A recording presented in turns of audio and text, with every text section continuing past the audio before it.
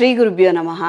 మకర రాశి వారు ఈ మహాశివరాత్రి రోజున మహాన్యాసపూర్వక ఏకాదశ రుద్రాభిషేక సహిత మహాపాశుపత హోమాన్ని జరిపించండి. శివపార్వతుల కళ్యాణాన్ని జరిపించండి.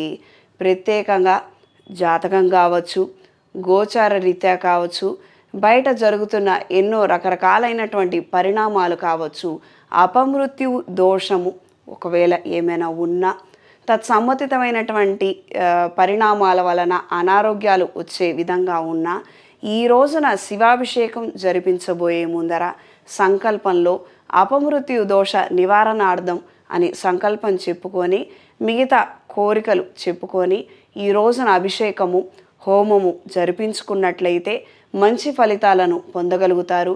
వాహన ప్రమాదాలు కావచ్చు, విదేశాలలో జరుగుతున్నటువంటి గందరగోళం కావచ్చు, మనం ఎక్కడ ఉన్నా కూడాను మనం సురక్షితంగా ఉండటం కోసం ఈ యొక్క మహాశివరాత్రి రోజున ఈ విధంగా జరిపించండి.